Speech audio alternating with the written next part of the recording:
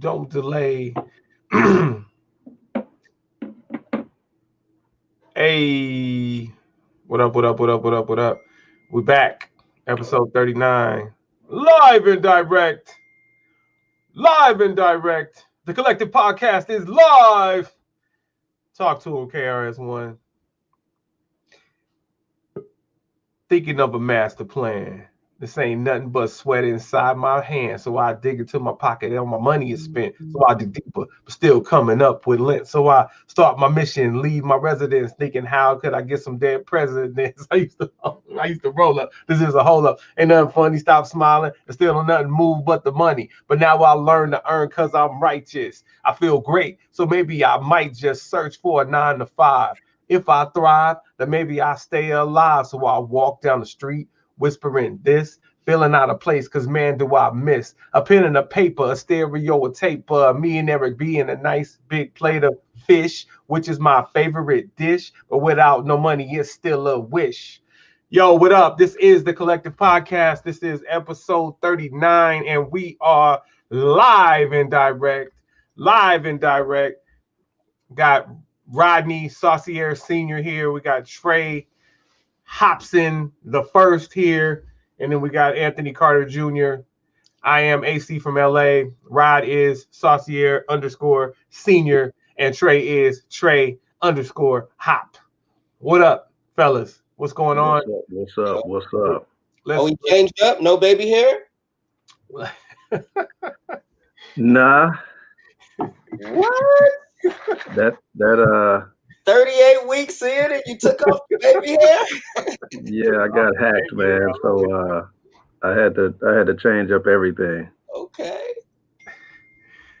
Somehow that, and now that everything is settled, I can make jokes about this. Somehow, Rodney's little Cash App debacle, and Trey had a debacle too, but Rodney's little Cash App debacle has changed everything about this man's life, even his Twitter handle. So, hey, listen, I'm just happy that Rodney has running water and is no longer running out to the outhouse to use a bathroom. So, welcome to 2020. Man, they were hitting my account up. Yes, I get alerts on all debits and all that kind of stuff on my account, and I was getting them all night. Yeah, man, I stay away from that Cash App.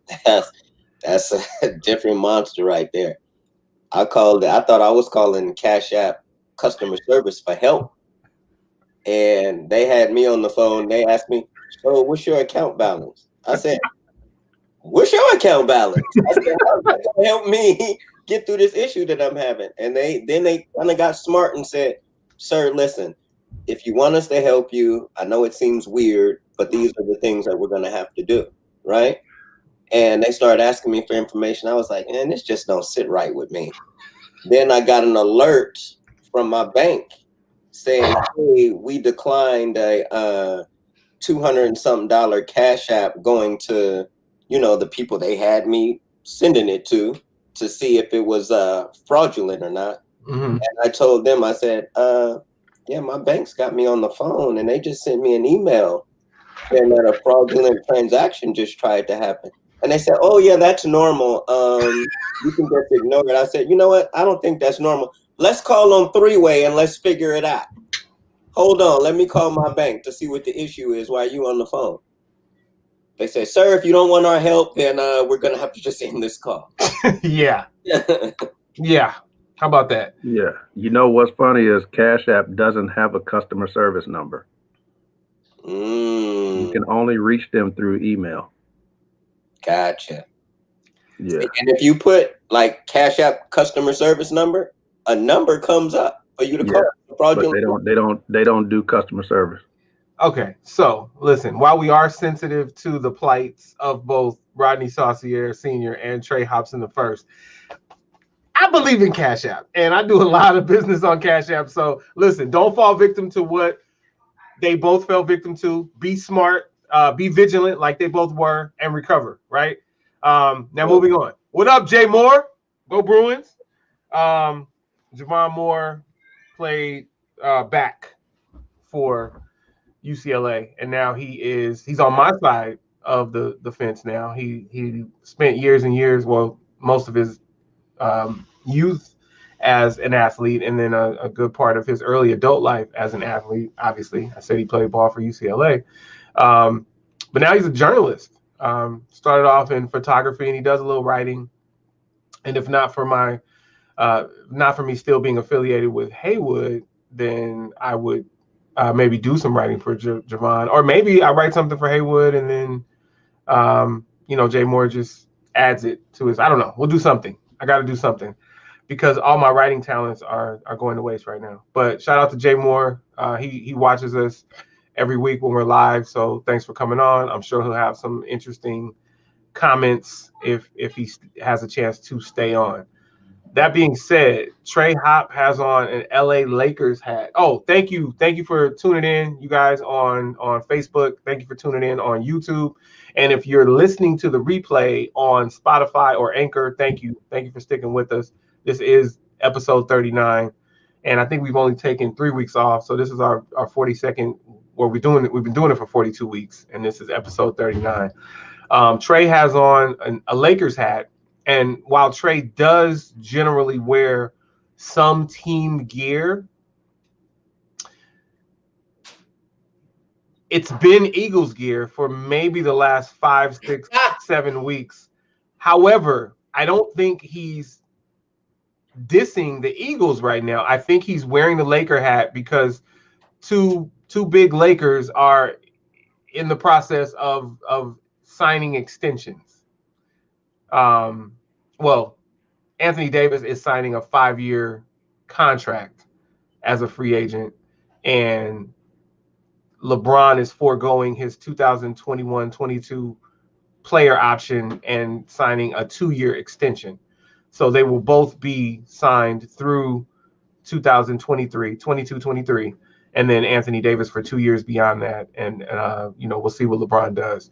But I think the pandemic contributed to both of them doing what they did. But let's just ask Trey, is that why you're wearing the hat today? Is that a shout? Is that a nod to maybe some more championships coming through? I just feeling like a champ today. So I just decided, it was either this hat or a Dodger hat. I was going to champions. Yeah, champions. Okay. Champions. All right. Eagles were on top. Hey, guys, go that way. Go. Both of you. Go. Bye-bye. Thank you. White T-shirt club. These guys, man.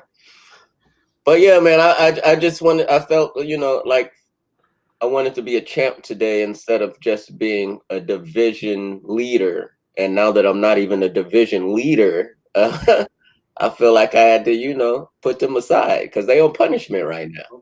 Those dudes are literally on punishment. White T-shirt club. Okay.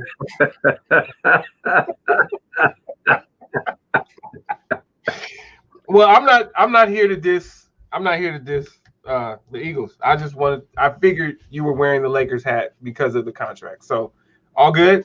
But since you brought up the NFL, let's talk about it. Pretty good week for the good guys and not a good week for the Raiders or the Eagles. So in case you haven't been paying attention, in case you've been living under a rock, the good guys are the 49ers. We are the defending NFC champs. We gave up. We performed a horrible fourth quarter in the Super Bowl, and that's why all of my teams are not defending champs right now. Just 2 of them, Dodgers and Lakers, and then the 49ers lost the Super Bowl. And we have mad.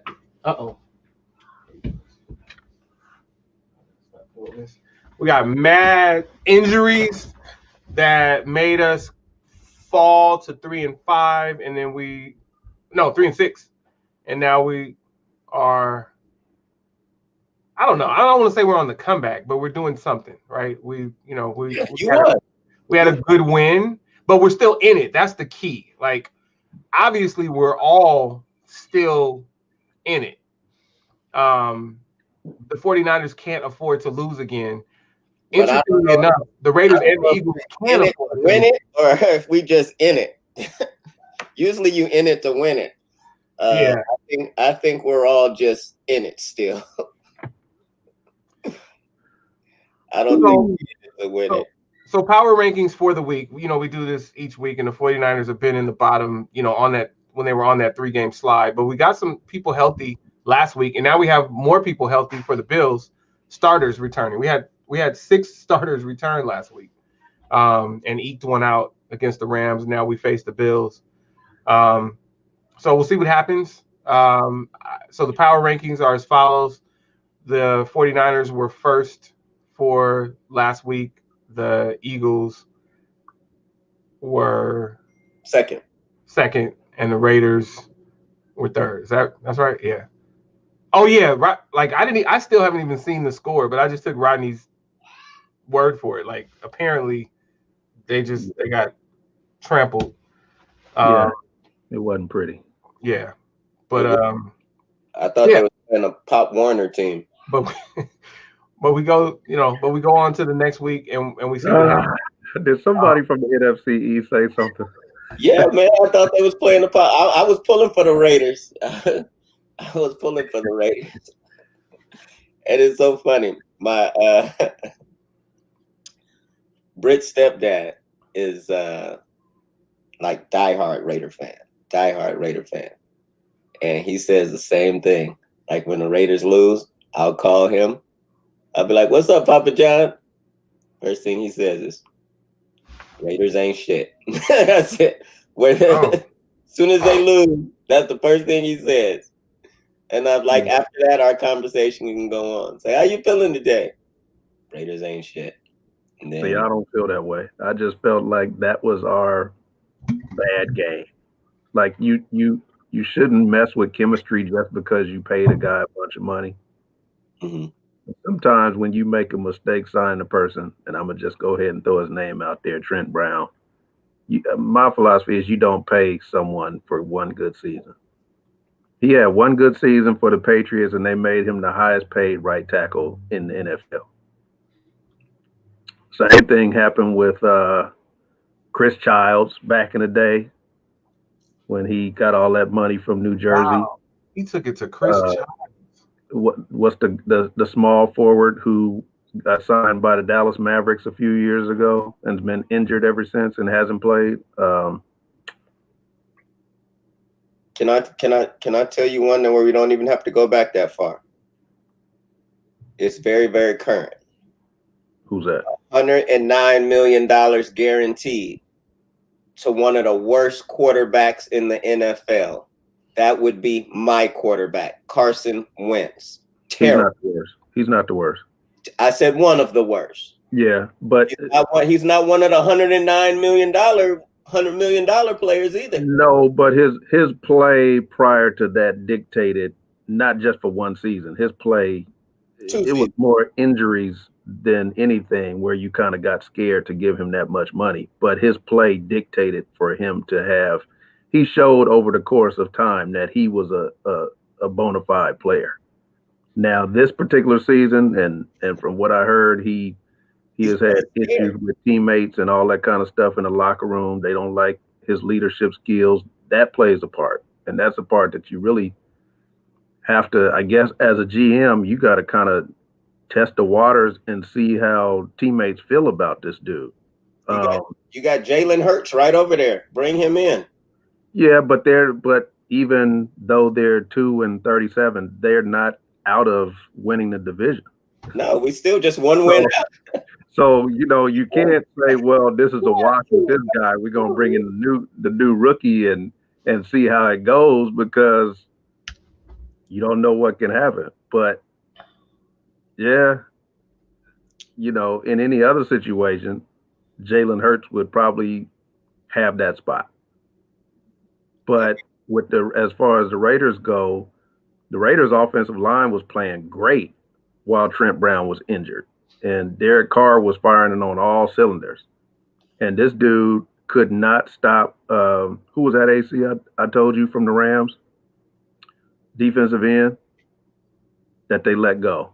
At the Rams let go? Yeah. Oh. What, is it Dexter Fowler? No, that's not his name. I don't know. Like this year? Just this past year. I don't remember us talking about that, but was it Westbrooks? No, wasn't Westbrook's. Man, now all of a sudden this name is escaping me. But he killed. It doesn't matter. He killed Trent Brown all day. I mean, every time Derek Carr looked around, he was getting chased, hit, and fumbled, like 6 times. So that completely.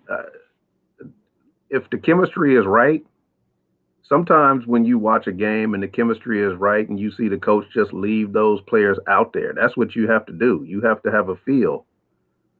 And in certain situations, John Gruden doesn't show me that he has that feel.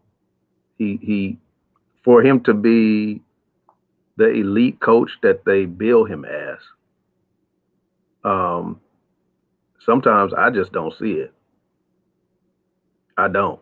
Now, do I think that they could have beat Atlanta if things were different? Yeah, they'd have killed them. But they put that guy in there. He's just coming off the COVID list.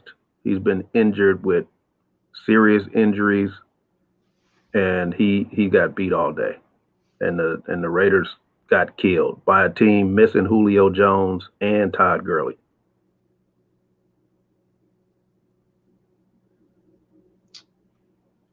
Got it. Well, yeah.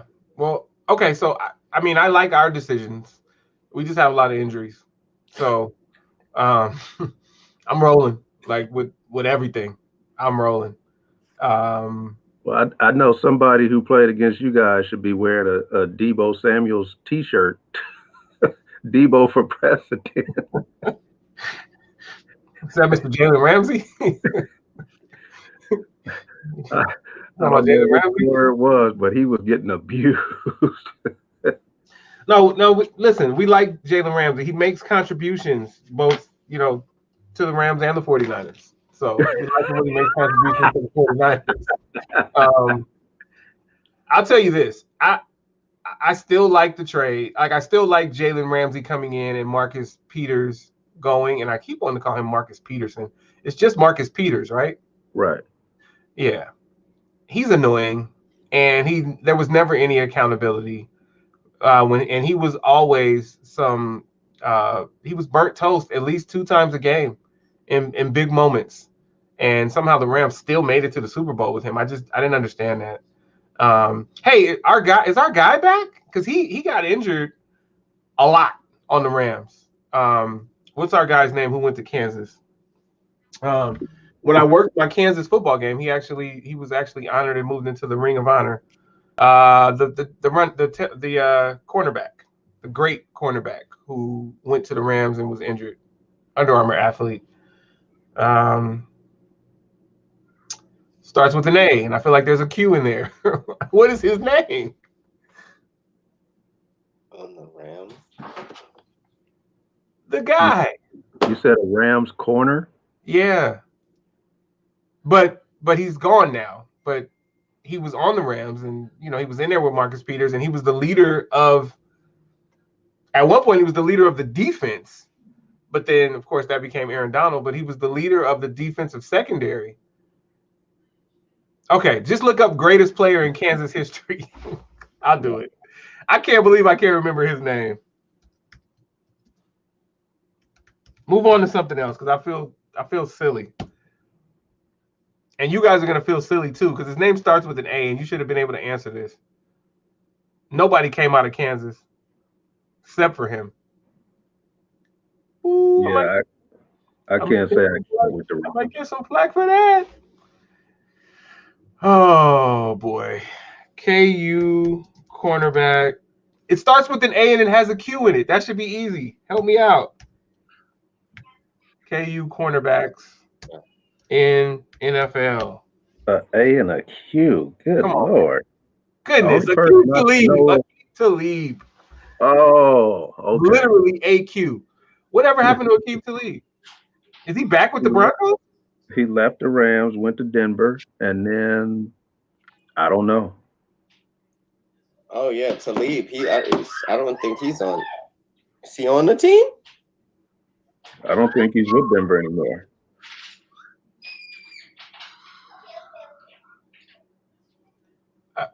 No, he went from Denver and came to the Rams, right? Yeah, but he's not on the Rams anymore. So I'm asking. He's not on the Rams anymore. I don't think he's on. Oh, he's out. He's out. Okay, so he's maybe not retired. Maybe he's a free agent, but he played with the Dolphins last year, and he's not on a roster. Right. That's what I'm saying. I don't think he's on the team. Yeah. Okay. Is that what you were saying? I wish you would have said it before I had to look him up. Both of y'all. Help a brother out. All right. So NFL. The Steelers look amazing. Steelers look very amazing. They looked terrible the other day. I didn't think so. You're talking about you still look terrible as long as you hold. You're not going to look great every game. So you're talking about Wednesday, a game that was postponed 6 different times. Yes. And played 6 days after it was originally scheduled. Yes. I'm fine with that. I'm fine with them not looking great and still. And they still got a W. Yeah. They look great. They lucky RG3 was playing with a torn hamstring. Because they look terrible. AC, don't do it. They look terrible. You saw that dude pull up on the sideline and then come back in the game and not playing well. So let's talk about it, because he mentioned how tough it was for them not to know when they were going to play, and then just kind of being thrown in there, like not having open facilities, not being able to practice together. And so even though it was 6 days past the time they were supposed to play, Griffin mentioned that it was actually a short week, and that's why there were a lot of injuries. He said, I haven't had a torn hamstring in my life before that game, and it's because I've always been able to be prepared physically. So does the NFL care about our health and safety like they say they do? That was a question posed from Griffin, and he wasn't talking about the loss. He was just saying, dude, we took injuries. Like, what's going on? What are your thoughts, gentlemen? I've always felt like they do what's in the best interest of their TV contracts. Absolutely. If it means scheduling games too close together, or scheduling games too far apart, or whatever the case, as long as fans can get some sports on television, that's what they're going to do. And it doesn't matter about what the players feel. I've always felt like that. Let me ask you this. Is it players on the teams coming positive COVID around the NFL? You're saying, I'm sorry? Are there players in the NFL coming up positive with COVID? Yes. And they are infecting their families. Yes. Yes. They don't care. Okay. Because it should be no games going on right now anywhere. That's not in a bubble. All right. I'm with you, Trey. Like okay, so I'm not naive enough to think that I can not watch. Yeah, I gotta watch. I'm going to watch. I'm gonna watch. They're gonna play. We've said this from the beginning. We would all be fine if they weren't playing. We would be fine. Absolutely. And we'd all be fine if they shut the season down. And I'm not just saying this because Trey and I are under 500 and the Raiders are hovering around 500. We came into the season as the favorite or top 2, and I was saying we don't need to have a season. Mm-hmm. When LeBron and them were ready to shut that season down over not George Floyd, over the gentleman that got killed in Minnesota. While they were in the bubble? Yeah, while they were in the bubble. Yes. Over that, we were the favorite. Well, I know you guys had the Clippers, but I felt like we were still the favorite, and I was fine. Like, I'm fine, whatever. The Dodgers, yeah, if they would have shut down baseball. Listen, whatever it takes to keep people safe, I'm with. That being said, they are playing the games, and how we feel is on record now. But since they are playing the games, let's get the picks for the week. The Bills, with a great record of 8-3, traveled to Glendale, Arizona, to play the 49ers. 5-6, but getting healthy.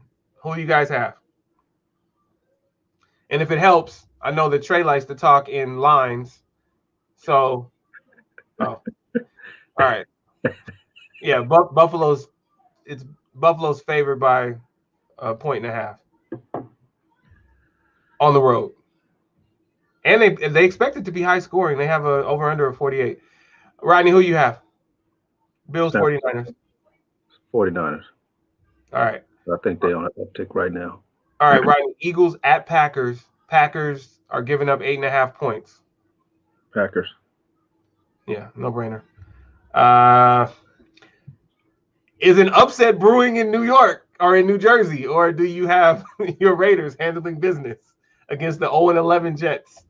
I do have them winning, but I don't think it's going to be a blowout or anything like that. I think the game will actually be in the balance until the fourth quarter.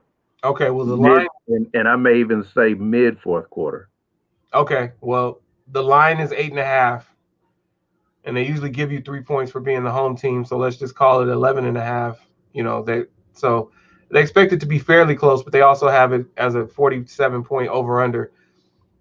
Trey, Raiders, yes. Raiders at Jets in New Jersey.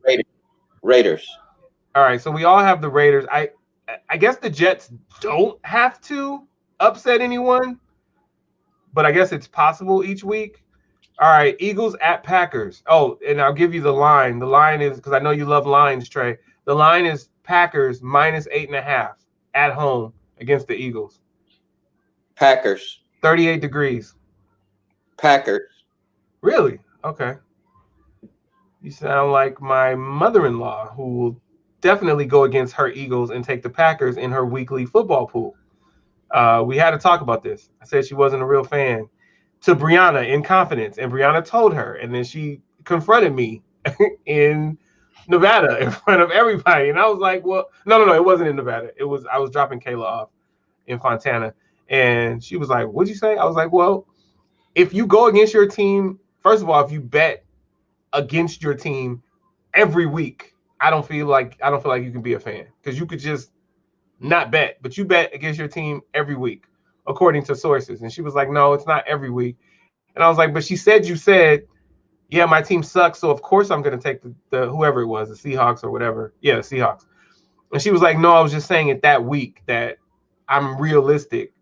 We do suck, but I still go for us when I can. I was like, all right, well, you can still be a fan. But all right, 8-3 Bills at the 49ers in Arizona, Trey. Buffalo is giving up 1.5.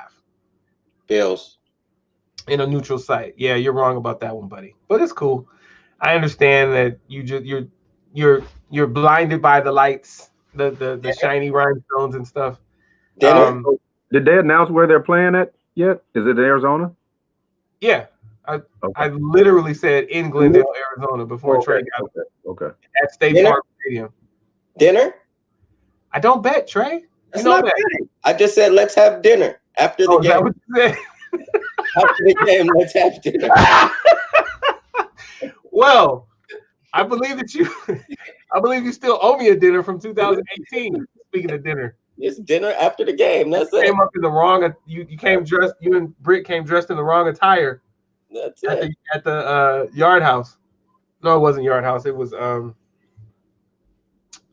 who has the it was Yard House. We still wore red and blue though.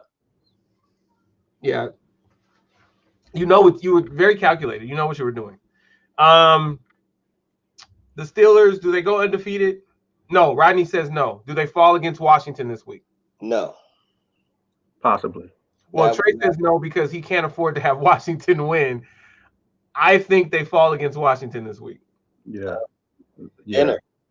Cowboys at Ravens. Ravens. Is Lamar Jackson coming back? If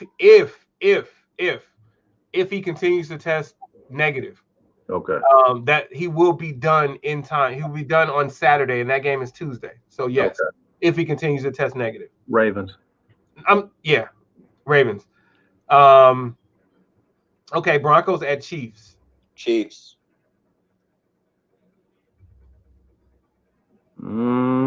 Do they have any quarterbacks coming back? Yeah, all of them. I got the Broncos.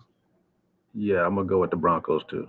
And not because I think the Broncos are better, but the Chiefs have won all but one of their close games, and they've had a few close games. What's the spread on that game? What's the spread on that game? 14. 14. They will cover. Damn. Bold prediction from the Betor. They will cover. He's saying the Chiefs are beatable. The Raiders should have beat them the second time. They had players missing from the defensive line. Raiders are a tough team, but let me tell you, the Raiders will smash Denver. Well, yeah. I agree with that, but I'm just saying in this division game. But the Chiefs are supposed to be. Yeah, I'm sorry, AC. Go ahead. No, go ahead.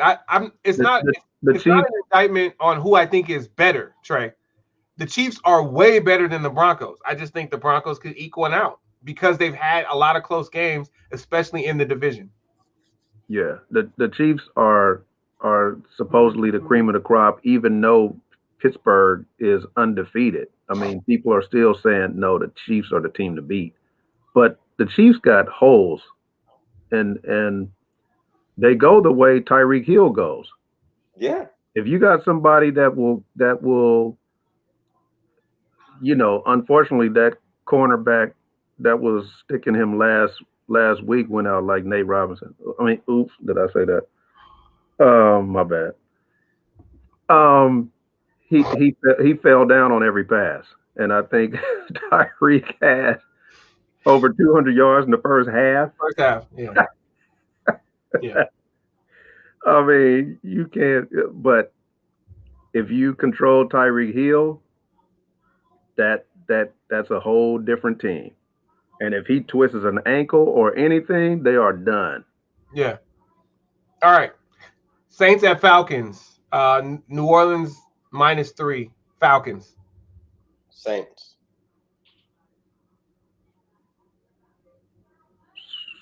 These are not the Teddy Bridgewater Saints. These are the Taysom Hill Saints. Remember that. Saints. Reluctantly. I want to know your fucking betting card, dude. I want to know, well, I guess it's all the same to you because you're probably filling out your shit right now. All right, go ahead, Rod. I'm gonna go with Falcons. All right, Falcons. I'm not gonna remember any of this. I will. You remember? All right. I remember. You remember all of it? I'm remembering what y'all saying. Right. Lions, Bears.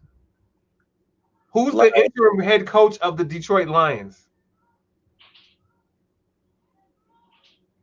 That I don't know. But I'm gonna go Lions. I'm going Lions. Well, if we go Lions, maybe the Bears coach will get fired too. So all right, yeah, let's go Lions. Especially if they put in Trubisky. I mean, they should just go ahead and let that ship sail. By the way, Lions have to do is score like 10 points. The Bears have 0 offense. It's not looking good. Yeah, if you can get like a defensive touchdown and 1 offensive touchdown, that's like being up 28 points on the Bears because they can't score.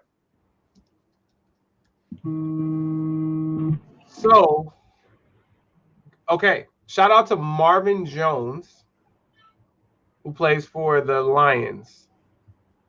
That's his name, right? It's Marvin Jones, right? Yeah. He went to school with Brianna went to school with him. So shout out to him. His whole career has been in Detroit.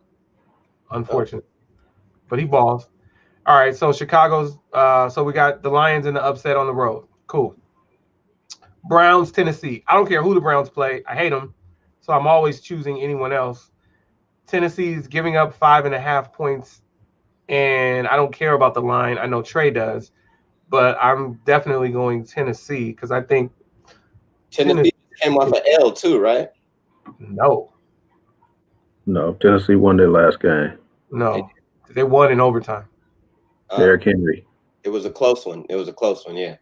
Yeah, they're going to smash this week. Yeah. Bengals at Dolphins. Oh, this is not even fair. Dolphins. Dolphins. When they beat us, I thought it was like Philly beating us. I thought it was like You gotta go there. an anomaly. No, but they're actually good. I mean, no, they're 7-4, and I think they're a legit 7-4. Yeah, they are. It's just they've been so bad in the past that we're like, how are they winning? Yeah. Shout out to Brian Flores. Well, I mean, is he gonna start Tua again? Because Tua is playing terrible. Yeah, he said Tua will be the starter again. So he didn't lose his spot. It's not out of the question for the Bengals. Oh, it is, because he'll have a quick trigger. Like he'll pull him when he needs to, if and when he needs to. That's true. Yeah. So Jags at Vikings. Who cares? Well, Trey cares. No, you don't. Yeah, because of Philly Vikings. Vikings. Oh yeah, I'm Vikings. Vikings. Jags are not going to get their second win on the road in Minnesota in 20 degrees or whatever the hell. Like, where's the weather? Why doesn't it say? Do they not know what time this game is? Well, Vikings are in a dome, right? Oh, that's why the weather. Thank you. Good job. All right. Well, they might get cold walking in. Raiders Jets, we already talked about. Colts Texans. That should be a good one. I'll go with Texans in an upset at home. Trey, the line is 3.5. What team? Colts Texans. Colts. Okay. I'm gonna go Texans. Rams Cardinals. Rams. Rams. Rams not dropping 2 in a row. They're not. I don't know. I don't know that the Rams have any control over what they do. They do. All these teams do.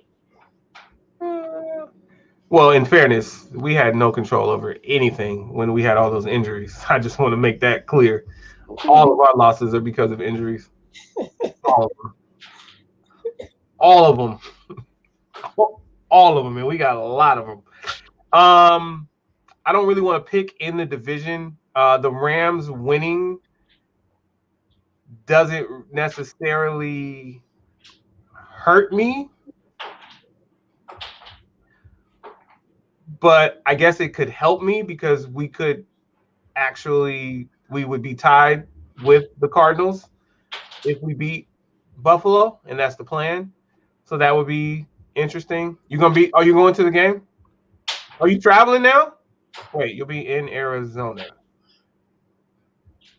You're going to be in Arizona for the Rams Cardinals or for the 49er game? Jay Moore, which game? Rams Cardinals. But if the Rams lose,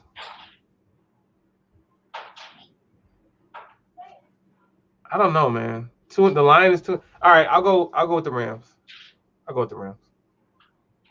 I don't know what little means. Oh, Rams. Okay. All right.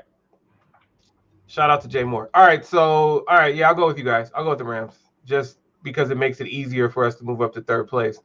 And the Cardinals are a team that we need to catch, but we don't really need to catch them because my prediction can still come true. Like I told you, all 4 teams would make the playoffs. We are tied for 8th, and 7 teams make the playoffs, and we're tied. We're in a 3-way tie for 8th. So we could still get in, even without the Cardinals falling out. But anyway, we'll see what happens. Giants, Seahawks. Seahawks.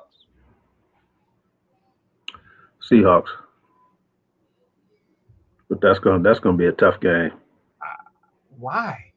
Why is that a tough game? The Giants are a tough team. I mean, they play everybody tough. All right. Rodney said it. Rodney's the only one to say it. Patriots, Chargers. Patriots. Dang, I hate that. I'm gonna go Chargers. All right, that's everybody. Bucks Panthers are off. Cowboys Ravens actually play on Tuesday. Oh, that's how they're doing it. So the 49ers have Monday Night Football since we're playing on the road. So that's a Monday Night Football doubleheader. Washington and the Steelers, and then the Bills and 49ers. Oh, yeah, we money on Monday Night Football. Money, money, money. All right, cool. And we're better away from home than we are at home. So I'm definitely looking forward to playing in Arizona. So shout out to us. Okay, that's what's up. Doing a little traveling. Good stuff. Good stuff. All right, moving on. Who just got fired? And it's not because of COVID-19. Derek Mason. Yeah, I hate that. I hate that. How long did he last at Vanderbilt? 6 seasons. Okay. And he's the third winningest coach in Vanderbilt history, and I think he's the only one to take them to 2 consecutive bowl games. Right. So, I mean, yeah, this season was bad, but this season is either good or bad for a whole bunch of people. There's like not a lot of mediocrity. Right. So 0-8, like I don't even know how you fire anyone in college football this season. I don't know how you count that 0-8 against him.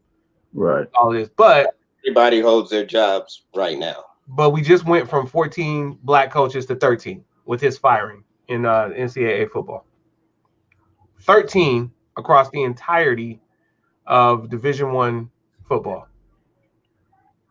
Let me ask this question. What are the realistic expectations from ADs when they hire coaches at schools like Vanderbilt? Do they actually think when I hire this coach, they better bring me a national championship? If let's just say you're at Vanderbilt or Indiana in the Big Ten, or,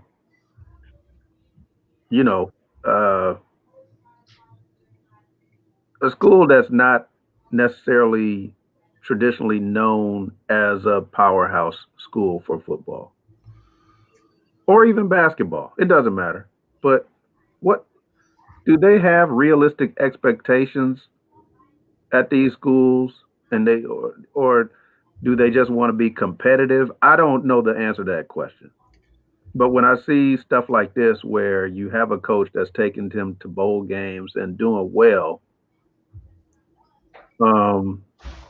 I just wonder, what exactly are they looking for? Well, I'll say this. I say it's got to be different for basketball, because basketball, you got so many non-conference games that you can actually have a losing record in conference and wind up with the winning record, make the tournament, all of that. In football, you can have, depending upon your conference, you can have, several non-conference games. And I guess if you're playing 8 conference games, maybe you can only have 4, but maybe you have 4 winnable games, and then you only have to win 2 games in conference. So I'd say probably minimum expectations is win 6 and make a bowl game. This year, it's all unrealistic because you're only playing in conference, right?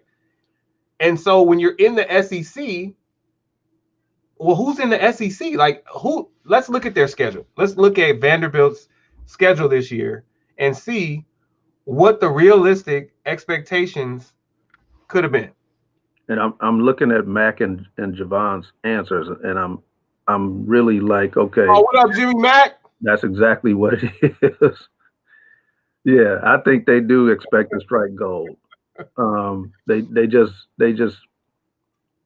hire and just hope, this one may pay off.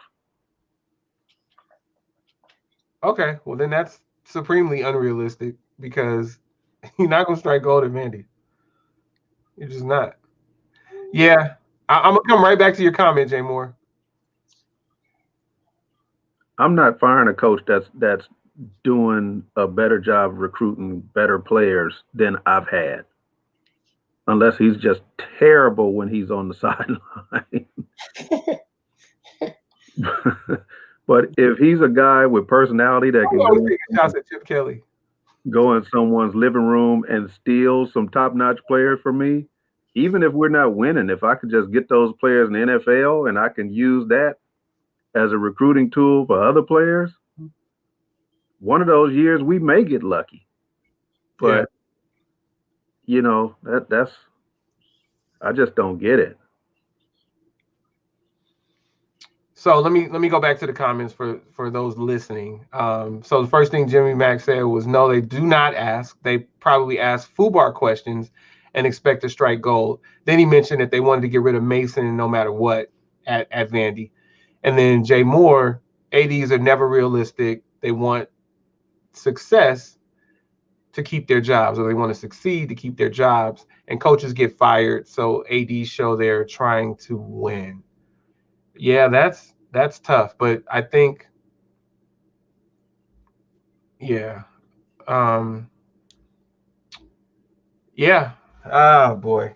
All right, it's sad, but I just want to go back to the thought that there are 13 black head coaches in the entirety of NCAA Division I football, and so we're talking about 1A and 1AA, or we can say FBS and FCS. 13. And let's put that in proper perspective. How many teams are there? 106. Yeah. So we're clearly not trending in the right direction. I wonder what the high is. I got to go back and look and see. 14 might have been the high. I'm not sure about that. Yeah, 13. 13 after Mason. Yeah, 13. So it was 14 and now it's not. Yeah. The Pac-12 has 5. 5. Yeah. I'm sure that's a high. That's a high for the Pac-12. That's a high for a conference. Well, it's got to be a high for a conference because there are only 13. But I think that might be a high for any. Well, it might not be a high for a conference because we have 5 in the Pac-12, 4 in the Big Ten, 1 in the ACC. Those are the power conferences. None in the SEC, none in the Big 12.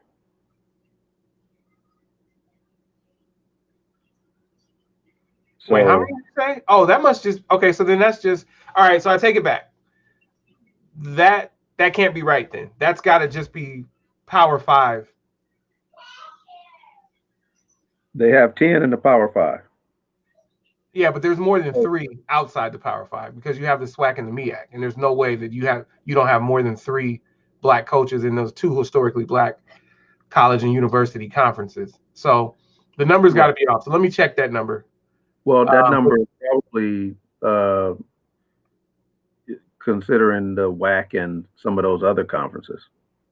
So maybe what it is there are 13 in the Power 5 and the other 6. So it must be those 11 that are Mountain West, AAC, American Athletic Conference,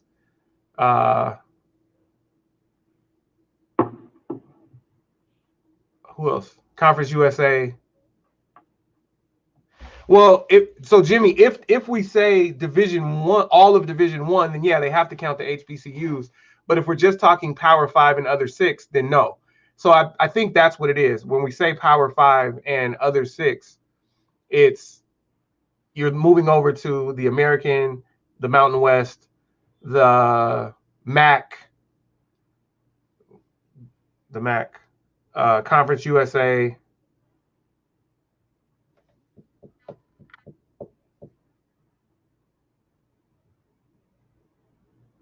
Is Sunbelt one of those, or is Sunbelt on tier with Missouri Valley and Big Sky?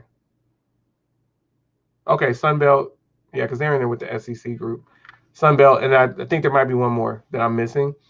So that must be where the 13 are. And then, so not all of Division I, but still, if you count all of those teams in those conferences, we're looking at like 70. So that's 11 conferences. And let's say, you got like 12. So, okay. So they're saying 100. Okay. So now I get what they're saying. So 106 schools in the top 11 conferences. And there are only 13 coaches. That's what it is. It doesn't count the Big Sky. It doesn't count the MEAC. It doesn't count the SWAC. It doesn't count the Missouri Valley. It doesn't count the Ohio Valley. It counts those top 11 conferences. That's the Power 5, which is the Pac-12, the Big 10, the SEC, the Big 12, and which one did I miss? Who's the fifth one? Big 10, Big 12, SEC, Pac-12. Big Sky. No. ACC. ACC. Those are the 5, and then we go to the American, the Big East. The Big East is gone. I'm sorry. That is the American. The Big East doesn't have football anymore. The American, Conference USA, MAC. The MAC, and whatever the other 3 are, that are the other 6. So those 11 have 106 schools that there are 13 black coaches in. And then all the rest, there are more Division I schools because you have the MEAC, you have the SWAC, you have the Big Sky, you have the Southland. Those conferences don't count in this what we're talking about. So, and this is what Rodney talks about all the time, that, and this is across all sports. He really talks about it in basketball a lot, where the black coaches that come in don't get even good jobs a lot of the time. So it's almost like they are set up for failure.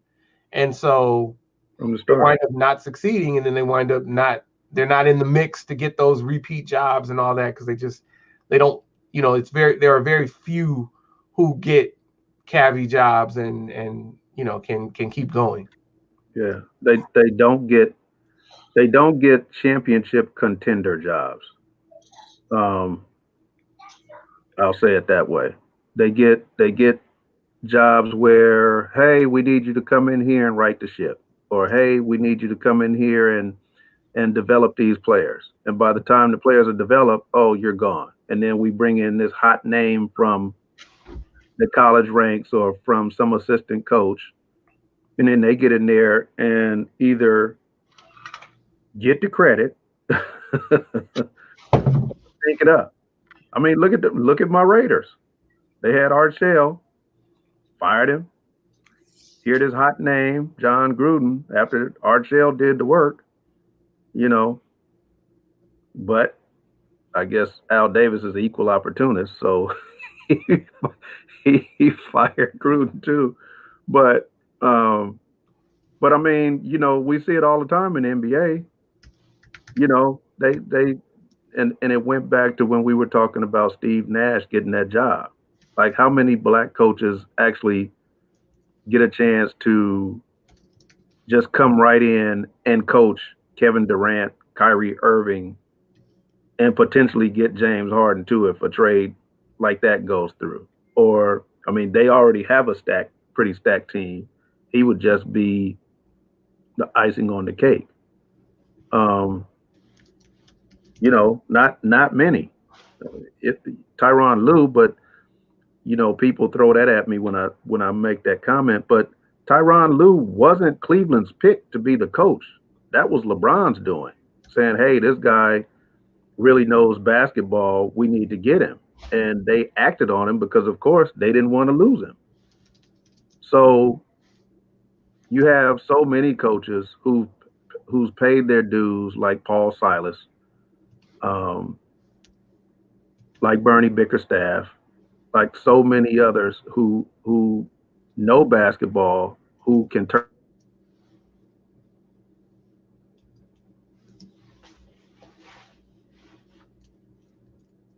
in great coaches or not. They don't get the shot. And then all of a sudden we hear, oh, yeah, LeBron's new coach is David Black. He's popular overseas. Really? That's what you're going with? And no disrespect to David Black, but that's that's kind of like a slap in the face. Like you going overseas to get this guy, and you got coaches right here who are dying for the chance. Who Juwan Howard and other, Brian Shaw. I mean, even when Brian Shaw was with the Lakers, he was next in line to get the Laker job. Kobe vouched for him. All these other players vouched for him. And the Lakers say, you know what? We're trying to get away from everything Phil Jackson. We're not giving him the job. He ends up at Denver. They had Melo, but Melo was starting to decline. Jason Kidd, when he took over Brooklyn, he had Kevin Garnett, he had Paul Pierce, but they were all over 35. Jason Kidd got Byron Scott fired. I don't want him to be in your argument. Even Byron Scott. I mean, Jason Kidd got him fired. He was a Laker coach. And in a year where they're rebuilding and Kobe is injured and all that, you still get fired? Okay, I see. And I just that stings to me. It's and when I look at this breakdown, because they have the breakdown of head coaches in Power 5 conferences on ESPN. If you click on the Derek Mason link about him being fired, they have the breakdown. And got 49 running backs coaches. Is that all we're good for? Is running backs coach, special teams coordinator? We got 49 running backs coaches in the Power 5 conference. 49. We have 13 strength and conditioning coaches, 10 special teams coordinators. When it comes to offensive coordinators, the people who are actually getting the jobs basically next in line, because the schools and the pro sports teams are hiring people on the offensive side of the ball, we have 5. Co-offensive coordinators, 6.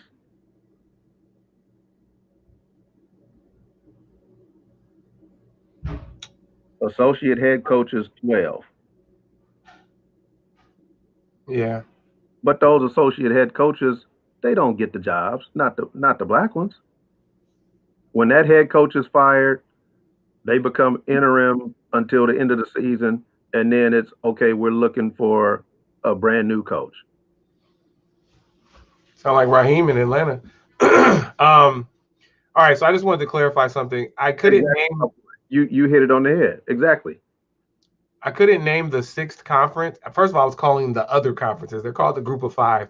And if I remembered Group of 5, then I would remember that there wasn't a 6th one. That's why we couldn't name it. So obviously we know the Power 5, Group of 5, Mountain West. Shout out to the Mountain West. I was about to say, you really not gonna name that one? I did name the Mountain West. I didn't hear you. Oh yeah, I was trying to name the 6th one, and there isn't one. That's why I couldn't remember if Sunbelt was one, but I was trying to remember the 6th one, and I was like, I just can't figure it out. And Jimmy helped me with Sunbelt. Anyway, Mountain West, Conference USA, American, and the American is really pushing to become Power 6. Like, they believe that they're better than the other Group of 5, and they believe they're as good as the Power 5. So they want to be Power 6. And some of that has to do with them historically being the Big East, when Big East, could compete in football. Shout out to the Miami Hurricanes. Yeah, so Group of 5, Mountain West, Conference USA, American Athletic Conference, MAC, and Sunbelt. Okay? And out of all of that, those 10 conferences, 13 black head coaches. Yeah, I don't see the American Conference on the level of the Power 5. They have some good seasons where they have winning squads, yes, but I can't say they actually match up, face each other, these teams ever have a chance.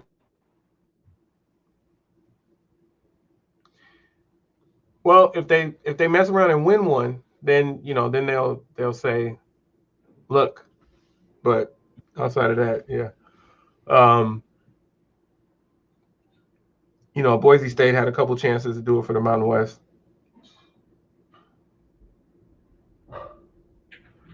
We'll see how it goes. Yeah, because Houston has had good seasons, and so has Memphis, but not to the level of make them a Power 6 conference. No. Well, I think don't forget Central Florida. That was really Central Florida is the team that went undefeated, right? And so it was UCF, right? I think so. Yeah. Yeah. So they went undefeated and declared that they won the national championship, because they didn't make it into the playoffs and that whole thing. So that was the reason. One of the big reasons was they lost like one game in 2 years and knocked off damn near everybody that you put in front of them. And they were like, hey, put us in the playoff and you'll see what happens. Yeah. So, yeah. So, yeah, so Jimmy says that they can get there if they have media backing. The media determines who is a Power 5 conference or not. And yeah, like the media determines a lot. Okay, so it was 2 in a row that UCF went unbeaten. And yeah, so that was big for them. And they need to knock off a Georgia or a LSU or Alabama. Well, they could. Let me just tell you, whoever their best is this year, I'm sure it could beat LSU. So, but they're not playing out of conference, so too bad for them. But LSU is having is pretty bad for a defending champion. Just as things go, the last time somebody was an underdog, such a big underdog in a game the year after being the champion, it was Auburn when they had 3 times they were the 20-point dogs. And when they won the national championship, your LSU Tigers, Rodney, are 31.5 point underdogs against Alabama. Yeah, they got a lot of allegations going on. They're being investigated left and right. A lot of students have come forward about sexual assault regarding the players. So it's not a surprise to me that they're losing, I should say. Now, that many players being accused of sexual assault is a surprise. You don't want to hear that, but oh, you're saying they were accused? Yeah, the players are I thought you were saying they were assaulted, like by coaches or something. My bad. No. I got you. Going back to this real quick, not to make light of that, but I just want to. Jimmy's bringing home a point. So UCF went undefeated 2 seasons in a row, and they beat Auburn. So there you go. That's in a bowl game, and then they lost. They lost by 10 to LSU the next season. So there's your argument right there. We're competing with the SEC. Let us in. Knock, knock, knock. Let us in. All right. Yeah. All right. The media is they control everything. All right.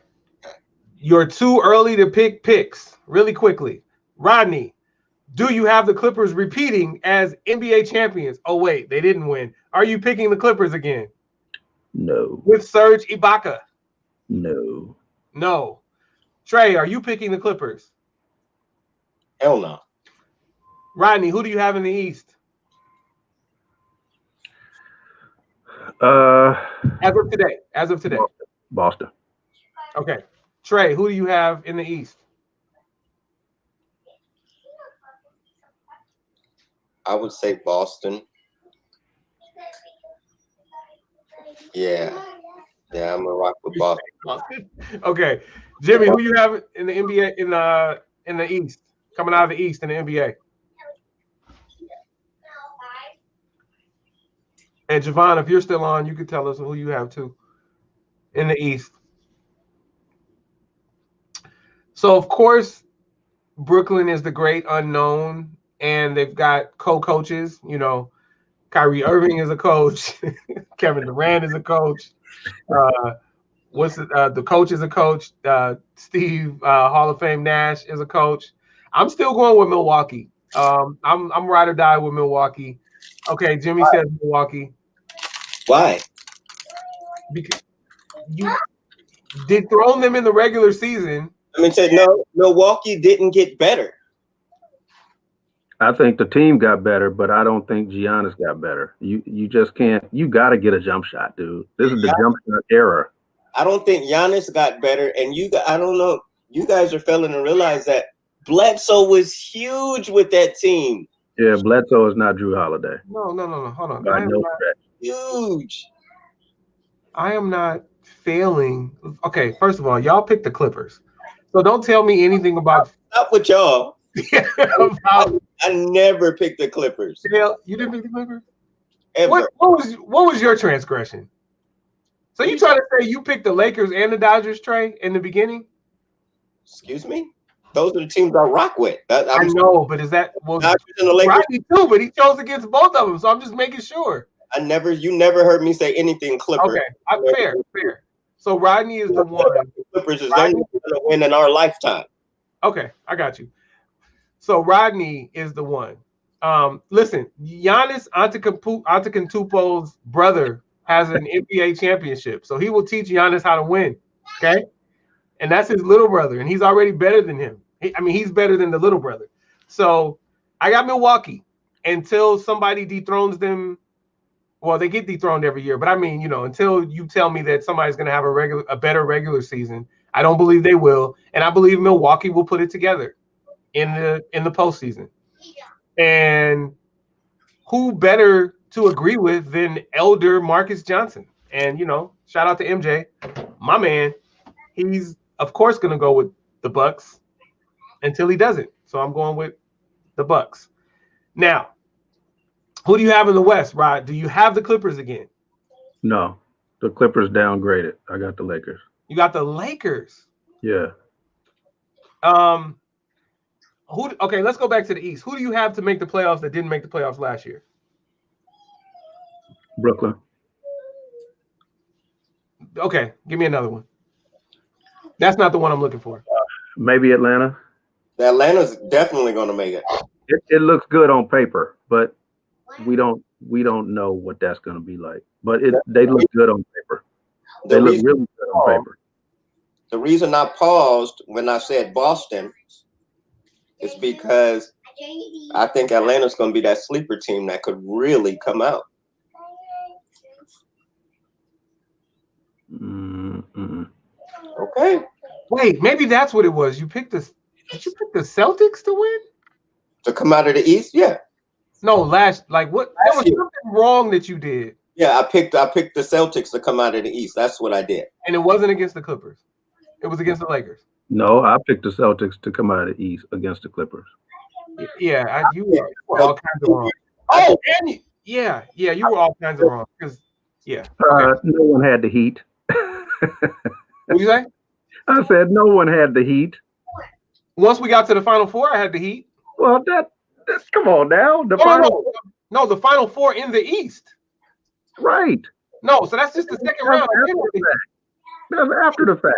Dude, no. When I had the team, I stayed with that team. When you guys asked me, I said, nope, I'm staying with my pick, right or wrong. I didn't change just because we got to the Final Four. No, I changed when Milwaukee was eliminated, Rodney. I had Milwaukee, and then I had the Heat. Yeah, Rodney had Milwaukee after they're gone. You don't get the change. Boston the whole time. I had Lakers Boston the whole time. Nah, when I picked the teams to go, I stayed with those picks regardless. I made that clear. I'm not. All right, you're missing my point. So, okay, along those lines, I have Milwaukee and the Lakers. That's fine, Rod. But you didn't rock with the Nationals the whole way, did you? Because they didn't make the playoffs. No, but they didn't make the playoffs. I'm a Dodgers fan. I don't care. You chose the Nationals multiple times on this here venue. I said when I picked win. The Dodgers pitching staff was Rooting trash. for the Nationals. There's a difference. No, but I what is picked them to win. They didn't win. was eliminated? Then you chose the Dodgers. You said the Dodgers are probably going to ride it out here. And you said probably. No, I cheered for my team, but when I picked the Nationals, I stood by my pick. I didn't say, "Oh well, yeah, I'm a switch." No. I got a question for you. Who did I choose in baseball? In baseball. The Dodgers. Again? I can't remember who against. Grandpa. Remember I told you how deep the AL East was? And I said I know firsthand. Remember? When you guys chose the Yankees, I was like, nah, it's going to be Tampa. Remember? Tampa. Yeah. Anyway, that being said, my sleeper pick is Washington. And I don't mean to win the East. I mean to make the playoffs. Oh. With Westbrook and Bradley Beal? They've had Bradley Beal by himself. That's what you're missing. Yes, with Westbrook. Because it's not like it was Bradley Beal and John Wall, and now we're saying Westbrook. John Wall was still injured. I get that. But Westbrook and John Wall are basically the same player. Well, he's not injured. They would have made the playoffs with Bradley Beal and John Wall. That's what I'm saying, playoffs.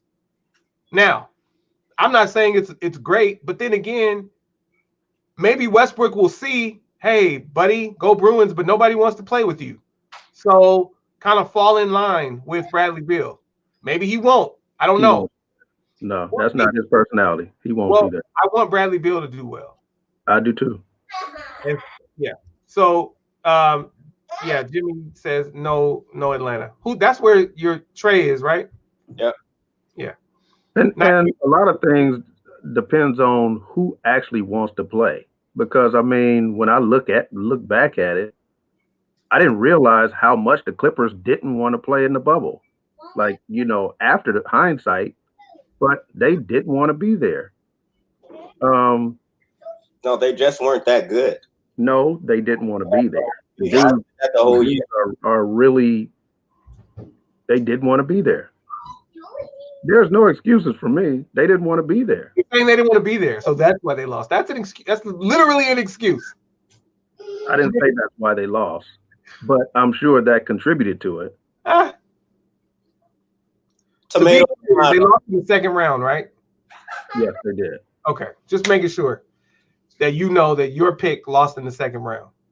Yeah, I don't have no problems with that. If they'd have made it to the Western Conference Finals and played the Lakers, would you have said, and the Lakers would have swept them, then would you have said, they didn't want to be there? No.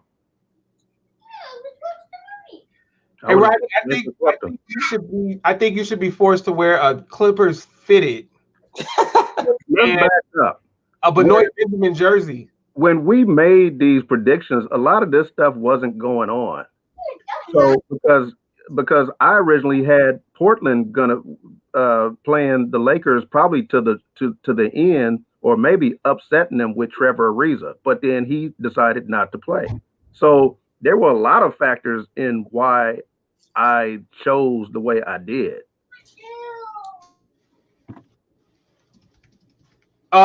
Yeah, excuses.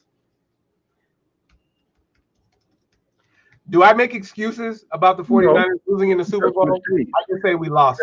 You just switching the Final Four. I can do that. No. I was saying I was the one who said the Heat would go to the finals once favorites fell. I was like, yeah, I think the Heat have enough to beat everybody left in the East. That's what I'm talking about. I didn't pick them. No, I didn't pick them. That's not what I'm saying. Did he pick up anybody else? They make any changes? No big changes. They lost Crowder. So that's a wrap. You can't lose wing defenders, and you don't play Iguodala. That kind of luck is not going to fall twice. So listen, were you guys surprised that the Lakers all those role players left? I was surprised that Dwight Howard left. Well, I heard he didn't get an offer, but What about Rajon Rondo and Avery Bradley? Like, did he even get a ring? Well, I don't know. I don't know how that works. I'm sure he did. Hold on. Pause. Did they actually upgrade with PG-13, Jimmy? Because we speculated that might not have been an upgrade. Like, he going to the Lakers, he might have been an upgrade, but he was missing a lot. So it was almost like he was PG-17 or something. I don't know. But for the record, Jimmy is saying Clippers had bad chemistry between the star players and the Rough Riders they had before they upgraded with Kawhi and Paul George, number 13. Well, you got Lou Williams and as Trey calls him, Trez. Trez, that's my buddy now, especially he's on the Lakers, so we're gonna hang out. Don't get on the Lakers for one season. We'll see what happens. And Trez appears to have an inflated sense of self where he actually thinks he's better than he is. Sound like somebody else who's a pretty poor sport, huh? Trey. But yeah, so I mean, we don't even know what Lou Williams is going to do yet. He hasn't really made a decision on whether he wants to play with the Clippers or not. He just he's saying he wants to be out of there. Of course, his guy is gone. Who's that? Him and Trez played together. They didn't get along though. They got along on the court. And Lou Williams didn't show up in the second round. That 15 to 20 that he was guaranteed, that wasn't happening. Well, Trez.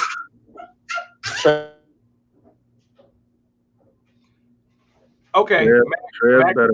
Trez better put some club shoes on so he can deal with Jokic because he got abused. Mac mentions that okay, so Paul George was the second best player. Yeah, we get it. I'm not really saying that they weren't an upgrade. Obviously they were. They just didn't wind up doing anything with that upgrade. Like, they probably make the second round with the team they had the year before. You know, they just didn't reach their potential. So we like to say that he wasn't an upgrade, especially since he came up missing in multiple games in the second round. That's what I'm talking about. Like, if you look at it, and I don't want you to look at his averages because you can get fooled by the numbers, but look game by game. And in games that they lost, that dude, 2 of those 4 games that they lost, he was absolutely missing. And so that puts you at a deficit when you're just not showing up. Yeah. Okay, so clearly, Jim McElroy IV is an advocate for PG-13, the 1st through 4th. Yes, the team choked. Well, not as a.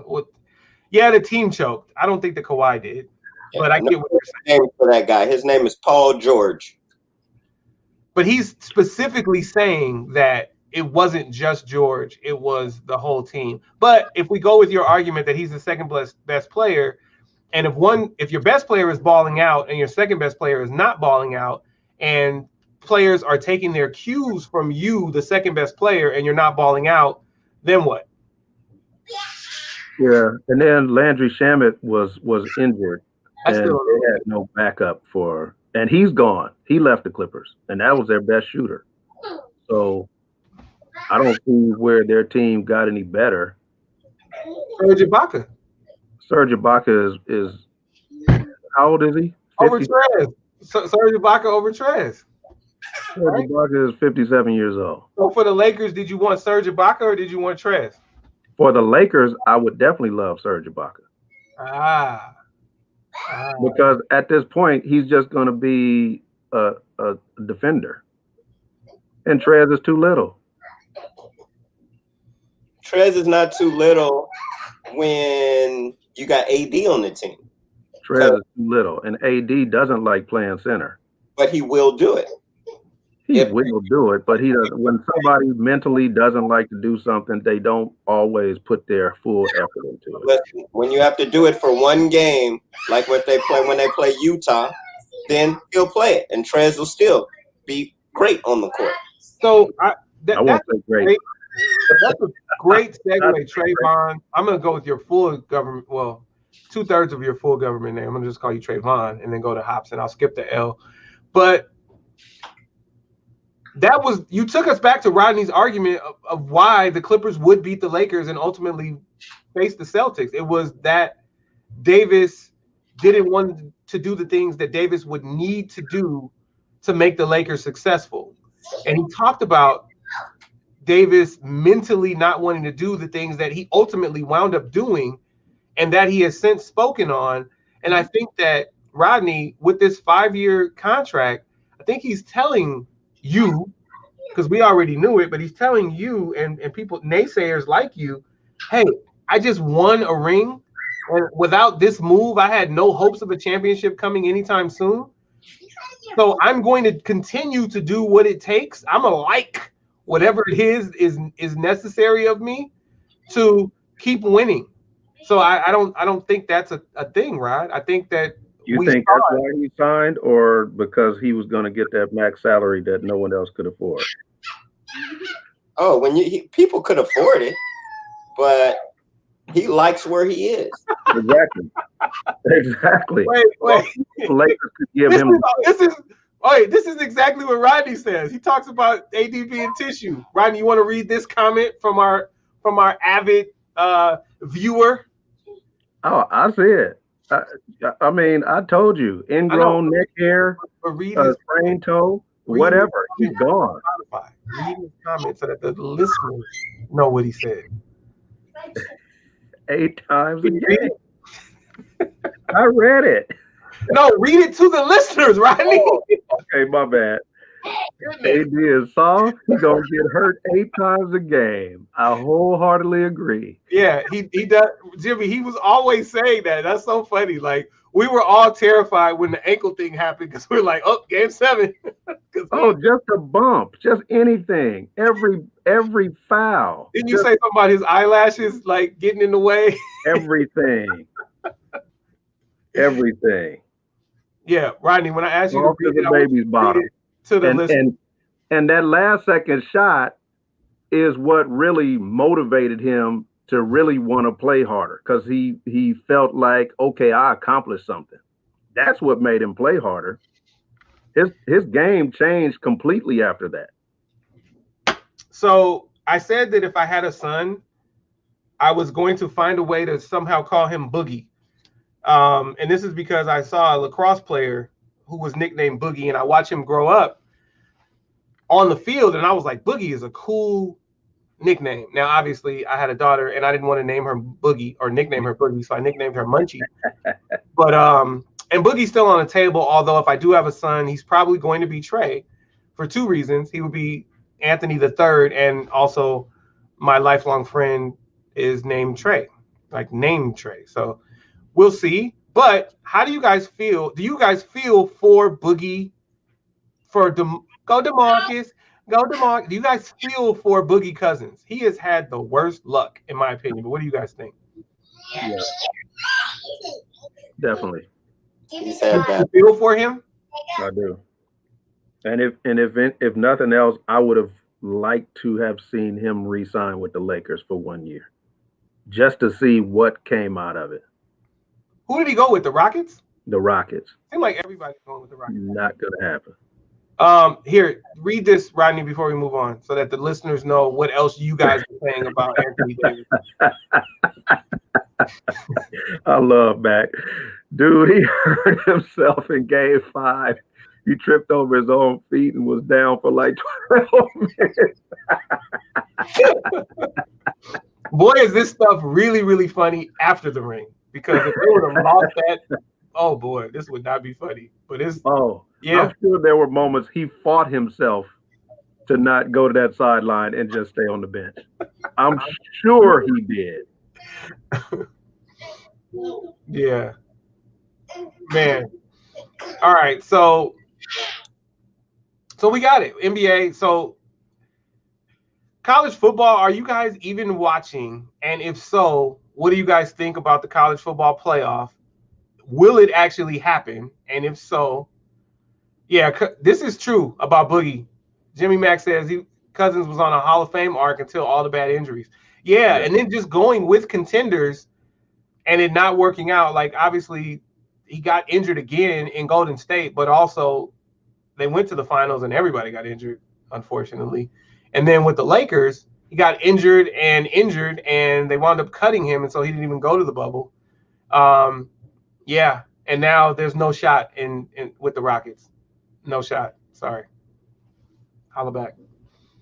Yeah, so I don't know. Yeah, I would like to have seen him stay with the Lakers also.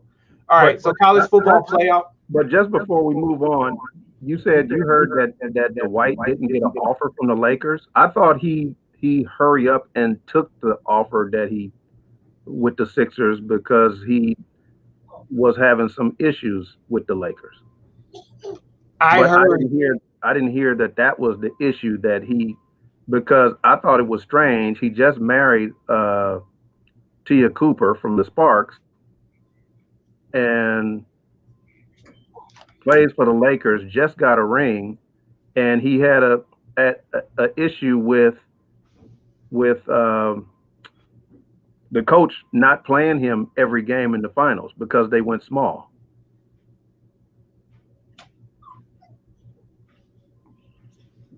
No, that's the issue I heard.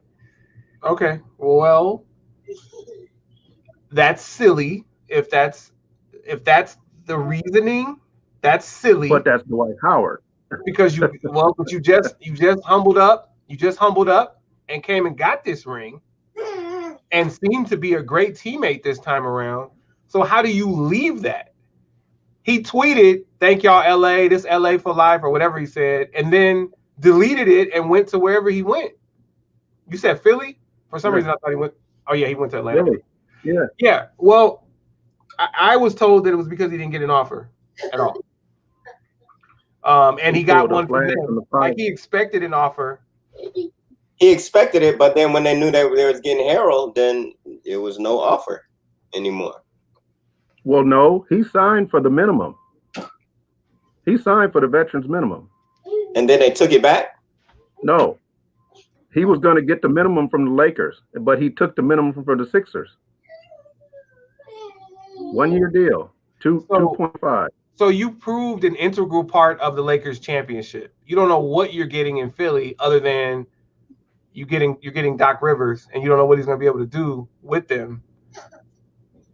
So and you're still going to go sit behind Embiid. You're still not going to be the man. So, but let's talk through it since you brought this up. So is he guaranteed to be Embiid's backup? Because that's maybe better standing than he has in LA. Well, he was JaVale McGee's backup, or they kind of rotated here and there. Yeah, well, maybe you'd rather be Embiid. Well, JaVale's not there either, so I don't know. I don't really care about Dwight Howard, but I think it was. I was told it was because he didn't get an offer, and I think it makes more sense that he didn't get an offer than he spurned the Lakers' offer to go to the great unknown in Philly. Like, they're gearing up for another championship in LA. Philly, you don't know what you're getting. And that's why I would wonder why he wouldn't want to leave that. Well, that's what I'm saying. That's why I would have that's why I wouldn't believe what you heard, that he just had a problem with his playing time, so he left. But you have to, because it's Dwight. I mean, with a normal player. But this is different. This is Dwight with the ring. We've never seen Dwight with the ring. I don't think you. Dwight didn't even ring. I don't think a leopard changed his spots. Dwight didn't even win rings in practice. But okay, whatever. Moving on. And the only reason I bring it up is because Dwight was big against Denver. Like, he was the one who shut down Jokic.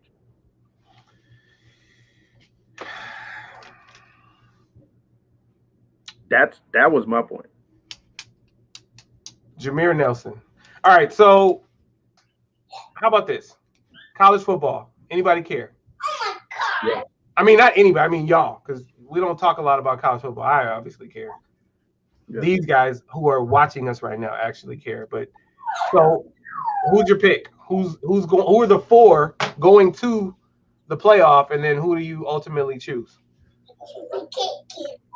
The 4, I don't have a clue. Yeah. Well, you got to have a clue. You could probably just predict. That's what we're talking about. I want to say, I guess I'm looking at Mac's prediction, and I kind of agree with it. Bama, Notre Dame, and Clemson. I don't know about Texas A&M, but that pretty much is 3 of them.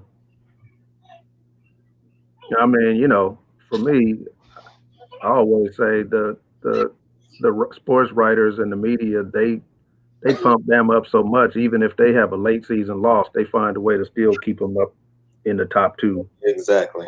So, and they love Trevor Lawrence. So I just assume that those 2 teams will be in there somewhere. Okay, so who are we talking about? Because Clemson hasn't had a late season loss. So I'm saying I take exception. I take exception because that always happens with Alabama, but Clemson doesn't have that luxury because they play in the ACC. So they're not allowed to have late season losses. But Alabama is. Well, that's why I said Alabama is, but they love Trevor Lawrence. So I'm sure that those 2 teams will be in there somewhere. Well, I'm sure that Clemson deserves to be in there, but I don't think that their love for Trevor Lawrence matters, and here's why. They somehow let that game still go on against Notre Dame without Trevor Lawrence. And it seems like they do a lot to, and then it's not even a real ACC game. Notre Dame is just playing in the ACC this year so that they can get a schedule in a conference where they're not playing outside of the conference. So let's talk about what Mac is saying about Ohio State. So here's how it goes in the Big Ten. They're supposed to play 8 games. However, if you don't get your full 8 in, you just need to come within 2 of whatever team plays the most games. So if somebody in the Big Ten plays 8, then that means that Ohio State has to play at least 6 to be eligible for the Big Ten championship game. It has nothing to do with the college football playoff, but the Big Ten championship game. If by chance nobody plays 8 and the most that any team plays in the Big Ten is 7, then that means that Ohio State would then need to play at least 5 games. So when he says they're saying they won't have enough games, how many? That's possible. You're right. That is possible. How many have they played, and how many do they actually still have on the schedule, and will they play them? So let's speculate. If they don't get enough games in to make it into the Big Ten championship game, do you feel like the college football playoff will still pull them in? Ohio State. Yes. So without the Big Ten championship game. Yes. Because there's a world in which they could be undefeated but not have enough games for the Big Ten championship game, but they're still considered to be one of the best teams. Yep. Okay, so then you do have a clue, right? So you do have a clue. So who you?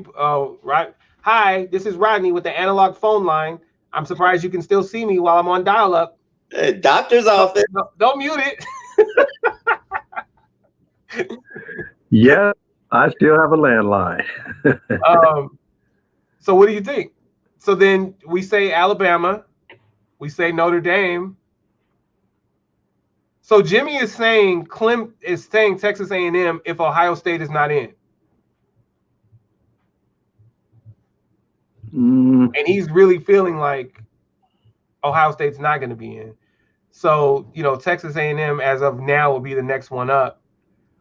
Poor Cincinnati just can't do anything. By the way, there you go, Cincinnati. Oh, no, they're Conference USA. They're not AAC. Cincinnati is undefeated and they're 7th. And they can't do anything about it because their season's done. So They need some more people to leave so they can move up. Yeah, I see you. Texas A&M is at 5, and if Ohio State doesn't play that championship game, then it'll be tough. If they do get enough games, then obviously Ohio State will be in. We agree? If they go undefeated, Yep.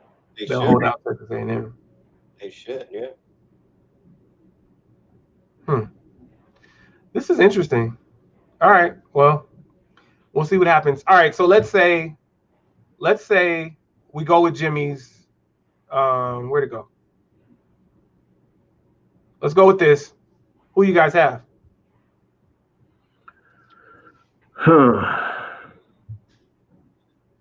So this would be, as it's constructed now, it would be Texas A&M versus Alabama and Clemson versus Notre Dame in a rematch.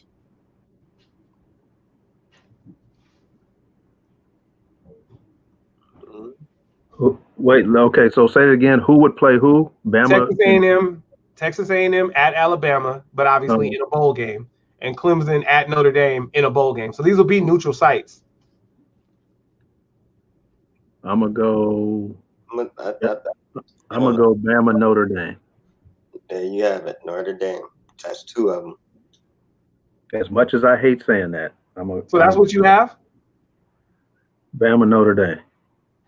Please. All right, so I got Clemson winning it all. I don't care who they play. But I definitely have them beating Notre Dame in a rematch with their actual starting quarterback when they lost that game in overtime, like on some bull. I got Clemson. Clemson's better than Notre Dame.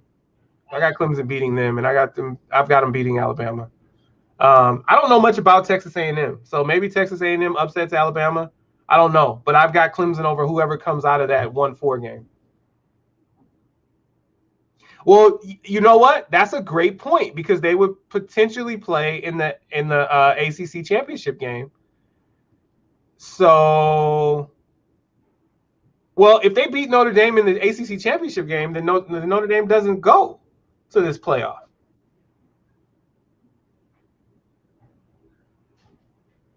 Well, maybe they do because maybe they keep them higher than Florida. This is interesting. Woo! Yeah. Yep. So, bam. If you can't get on board with Jim McElroy the 4th and Anthony Eric Carter Jr. Not the second because I'm junior. If you can't get on board with that, then go somewhere. We got Clemson over Alabama. Bam. All right. Again. Again. Yeah, I hear you. It was crap because Trevor Lawrence wasn't there, and it matters for Clemson. I know Rodney is thinking about the days of way back, and I hate Notre Dame. Yeah, but I'm not talking about that. Like I got sick of the whole what's Bubba's name from LSU? I can't even remember that dude's name right now. Jim Burrow. I got sick of that. I'll take Trevor Lawrence and whomever else over all that Joe Burrow talk from last year. That was disgusting, and it continued into the NFL. I don't want to hear about a Joe Burrow, greatest quarterback, greatest season in the history of the NCAA. Really? I want to hear it. Moving on. So I won't just speak just about him because I feel like they do it on whoever they love that particular moment. And they ride Trevor Lawrence just as much. And I mean, I'm with you on the Joe Burrow talk because I hated it too. I wasn't a believer. Hold on. But okay, so devil's advocate, I disagree because Trevor Lawrence actually has a body of work. Trevor Lawrence has 2 rings, first of all. Second of all, they've never said Trevor Lawrence has had the best season in the history of NCAA college football. No, I'm not saying they talk about the same way word for word. Well, that's what was disgusting. I'm saying when the media gets on somebody and jumps on them as their favorite, they just ride them to death like no one else matters. Yeah. So for me, that was Joe Burrow, that was Tim Tebow, and that was what's the other guy? Mizell. Yeah, definitely. Those 3. I haven't had a problem. Yeah, they love sunshine. I haven't had the same kind of problem. Let's just say that. The same kind of problem. Hey, you know what I miss? I miss QB1, the show that highlights quarterbacks that are in high school. They actually had Jalen Hurts on the show and a bunch of other quarterbacks. Who's the Oklahoma quarterback right now? He was on there. Jalen Hurts was on there. A couple other ones. Like they had 3 seasons of it, and I think they didn't do it last year because I don't know why they didn't do it last year, because it would have been football season. So maybe they did do it. I don't know, but I miss it. Yeah, Rattler. Bam. That show is really good. It's really good. QB1. And it's executive produced by the cat. I can't remember his name, but the cat that is an actor that was the producer of Friday Night Lights. Yeah, Justin Fields for Ohio State. Shout out. All right. So Rodney and Trey went the easy route and chose Alabama to beat Notre Dame in the championship. We're taking number 3 Clemson over number 1 Alabama. And ultimately, it'll probably be number 2 Clemson, because they're going to beat Notre Dame in the ACC championship game. But whatever, we got them over Alabama. That's Mac and I. I have the Lake. I guess we all have the Lakers. And then in the East, you guys both have the Celtics. I have Milwaukee. Mac has Milwaukee. In baseball, Rodney, what do your Nationals do this year? Dodgers. So now, let's be clear. So now you believe in the pitching staff, Rodney? Well, I think they'll get better. Yes, I do. Well, they'll obviously get better. They have a and they championship. But they have no. That's not what I'm talking about. They have David Price coming back, and that's what I just said. They'll get better, and then they're going to make some changes to the bullpen. So yes, I do expect them to be better. But they didn't play great in the postseason this particular year. Early picks on the closer for the Los Angeles Dodgers. Trey. Closer? Mookie! Just kidding. We're not going to let Mookie close. What do you guys have? Trina. Oh, okay. Oh, really? Why you say that? They like him. A lot.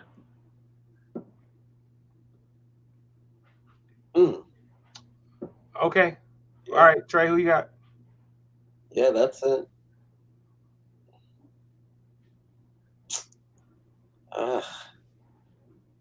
That's a tough one, man. I'm going to have to think on that one. Yeah, that's a tough one. Go ahead and think. You got about 30 seconds right now. Come on, man. You read the topics. You knew we were going to talk about this. Just kidding. We don't come in with topics. We just wing it. Episode 39. Winging it.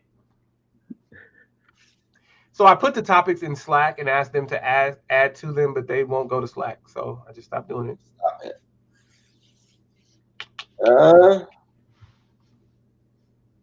I don't know, man. Closing pitching for the Dodgers. I'm gonna go with Icy. Oh man, Icy. What's his name?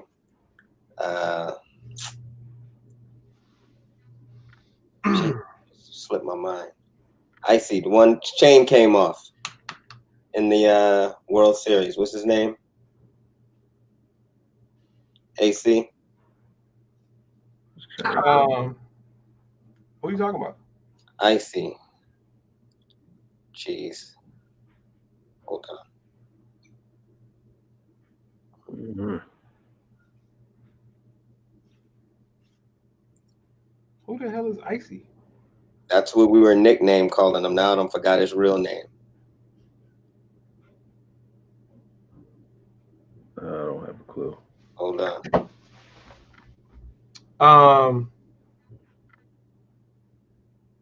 Was that Gratterall? Gratterall had the big icy chain. Yes. Okay. All right. So I'm not mad. I'm not mad at Gratterall. Yes, Gratterall. Well, let's go. Do you guys know who won the game? Do you remember?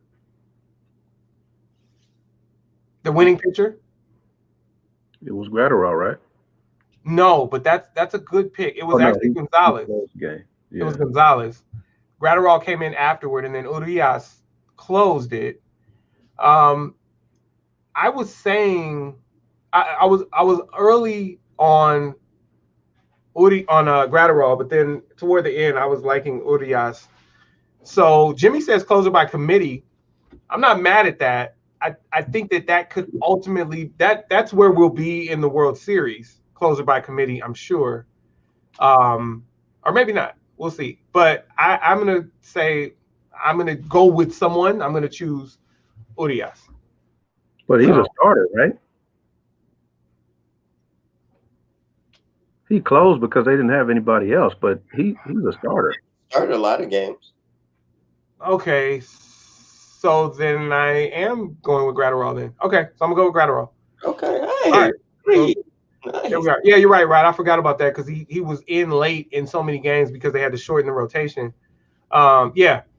So, but nope. All right. So regular season, I'm going with Gratterall, and then hopefully he performs.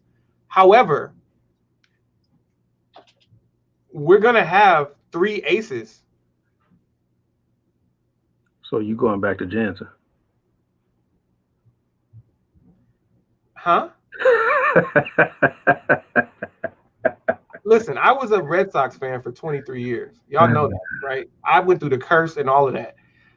I'm cursing at Kenley Jansen. Shout out to Kenley Jansen, but no, I don't want him to close. What I'm saying is, in the playoffs, you're probably going to have 3 starters. We already have 3 aces. Urias, if we want to keep his arm in the rotation, he's going to have to close, or he's going to have to be a reliever is what I'm saying. He doesn't have to close, but he has to be a reliever because you're going to have David Price, Buehler. Well, okay, the way it is now, it'll probably be Buehler, Kershaw, Price. And they all have 1 ring. But I think that as things shake out, Kershaw might wind up being the number 3. But we'll see what happens. I'm saying we have 3 aces in that top 3 of our rotation. So we won't really need Urias to be a starter in the playoffs. That's all I was saying. But we'll see what happens. It'll be great to have 4 people to start and then just mow everyone. All right, so we haven't free agency yet, right? Yeah, free agency is now. Yeah, okay. Free agency is now. The winter meetings and all that starting right now? Moves are happening right now. I don't know about the winter meetings. They might be happening via Zoom, but free agency is now and deals are happening now. Yeah. So people are getting around and be number 4.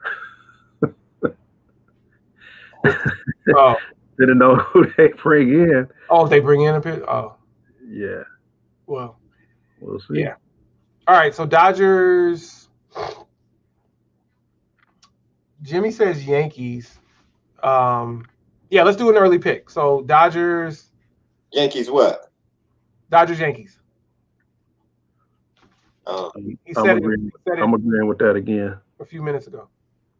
No, the Yankees not gonna get there. What do you guys say? I've been wanting that vintage series Mac for years. So I'm agreeing. Dodgers Yankees. Well, listen, I just want to remind everyone that I hated the Yankees for 23 years, and then in 2020 I stopped caring about them altogether. So I'm not mad at that, but on behalf of lifelong Dodger fans, I want revenge against the Astros, and I want Dusty Baker to do well. So I'm going to go Astros. Falling to the Dodgers in 2021. Bam. Good pick. Yeah. All right. So Trey, you say? I said Astros. You say Astros. Oh, boom. All right. It's obvious. Mookie Betts, MVP, National League. That's my pick. I won't even give you guys a chance to pick against that. But who do you say in the AL?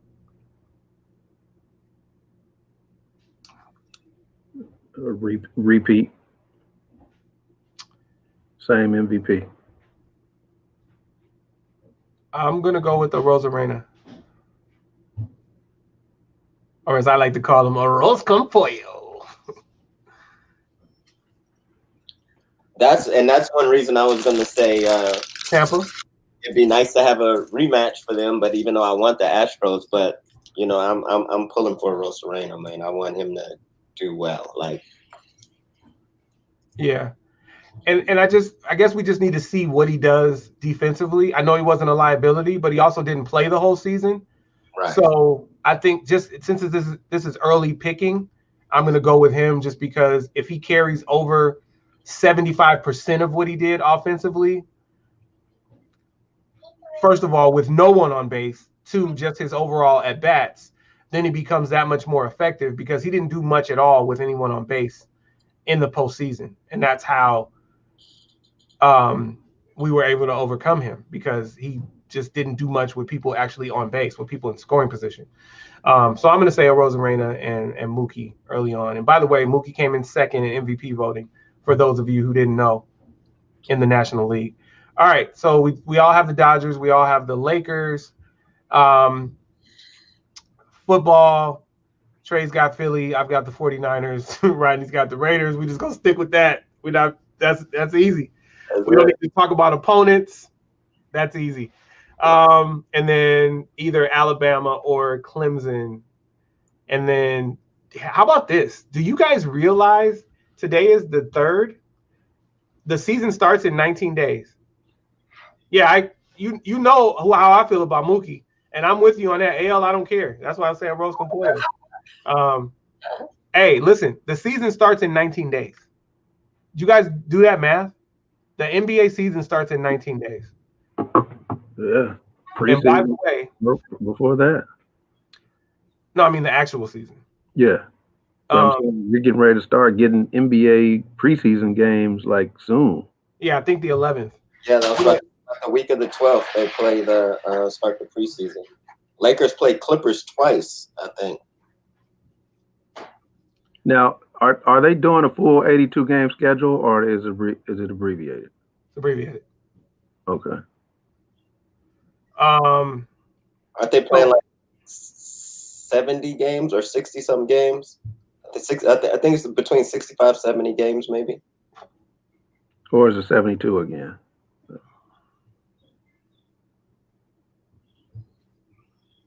I need y'all to come prepared.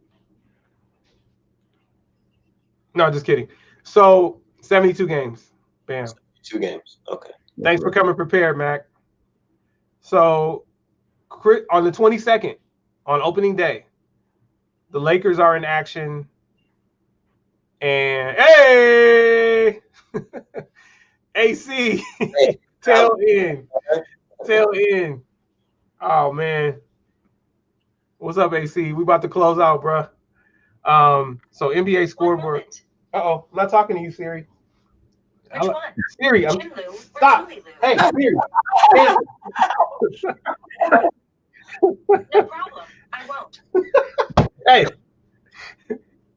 Hey, Rodney, we got a kick out of something. We got new TVs for the room and our living room, and the one in the room, Flex. The one in the room has an Android TV operating system. So I was like, boy, Rodney is gonna love this. That shit popped up and said Android, and Brianna was like, "Are you gonna tell Rodney?" And I was like, "Yeah, this is a TV operating system. It's not a stupid phone." Girl in on the action. What'd you say? I say you got your girl in on the action. Man, everybody's in on it. And now Kayla's getting ready to start talking about me soon. Yeah, I mean, well, who has an Android? I mean, you know. I mean, I know some of y'all do, but you know. So here's opening day. Oh, damn, I removed it. That is hilarious. Here's opening day. We have the Warriors at the Nets and the Clippers at the Lakers. And I know that they were thinking Warriors at Nets. Ooh, wow, they're playing KD. Ooh, wow, a rematch against many Kyrie Irving situations. But man, Clay is out again. That sucks, man. Yeah, that hurts the whole. Sucks. because I would have loved to see him guard KD to see what that looked like. Yeah. So that's opening day. Those are the only two games. The Warriors will be back. The Nets will be back. I guess out of this, we don't know. Will the Clippers be back? We'll see. And then here's Christmas Day. There are 6 games, I believe. Dallas. So I don't know how the Clippers made that list. Well, they at least have to travel to Denver. So we have Dallas at the Lakers, the Nets at the Celtics, the Warriors at the Bucks, the Pelicans at the Heat. That'll be a nice little day. By the way, this is Christmas Day. I get my boot off on. Just pick up 3 TVs. I get my walking boot off on Christmas Eve.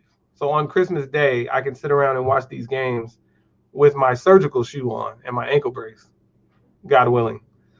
Nice. All right.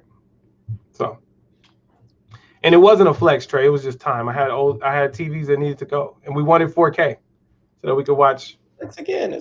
Sports in 4K. By the way, I have 2 TVs for sale. I have a 60-inch 1080p smart TV, and I have a 42-inch 1080p not smart TV. $250 for the 60-inch, $150 for the 42. Just sharing. All right. The boot. Yeah, baby. The boot coming off on Christmas Eve. Yay. All right. Rodney, close us out. Hey, man, I hope everyone enjoyed their Thanksgiving. We were away for a hot minute and back feeling good. Be careful out there. It was really windy last night. Trees are falling all over Long Beach. I don't know if it's like that in other areas, but be safe. Enjoy these sporting events. Want to give a rest in peace to Rayford Johnson, a pioneer of so many things. The list is long, but he brought so much to sports in general, not just track and field, but just sports, period. So big rest in peace to him and everyone.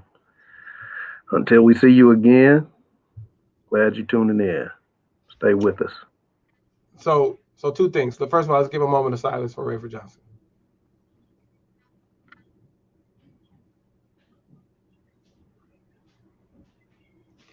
All right, go Bruins. And then secondly, Rodney, the falling trees, assuming no one got hurt, does that remind you of when you guys packed up the ark and then the flood was knocking over trees? When you and Noah escaped? Okay. Yeah. Man, myth, legend, Bruin. That's right, AC. Rest in peace, Olympic GOAT, Rayford Johnson, man, myth, legend. Trey, close out. Everybody be safe out there, man. It is stay home time because people chose not to be safe. So guess what? Now you got to keep your ass in the house. Can't eat out anymore. And hopefully you'll listen now and know that this is real as our hospitals get more and more crowded. This whole COVID thing is a serious thing. We're all tired. Now that we have better leadership in office, I'm assuming things are going to get better at a faster rate. So just be patient. If you don't care about yourself, care about somebody else. Don't just choose not to care at all. Be safe. Stay COVID free. A little bit on sports. You guys watch Earl Spence. He's making a comeback. He has a fight. I don't know if it's this weekend or next weekend, but he is fighting sometime this month. And, he had a terrible accident and, this is his first fight, long recovery. So, just wish him well as well. My brothers, y'all stay safe as well. Hey, Cobbs, thanks for coming in, man. We always appreciate you. That's it. Oh man, I forgot to add. I can't wait for that Tiger documentary on HBO, as well as Hector Camacho on Friday. So all the fight fans, all of the people who really want to see that documentary on Tiger, it's coming up this weekend. Oh, Spence fight Saturday this week. Yes.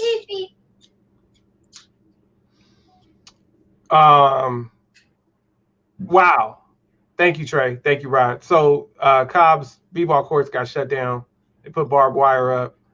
I guess they got sick of Rodney tagging.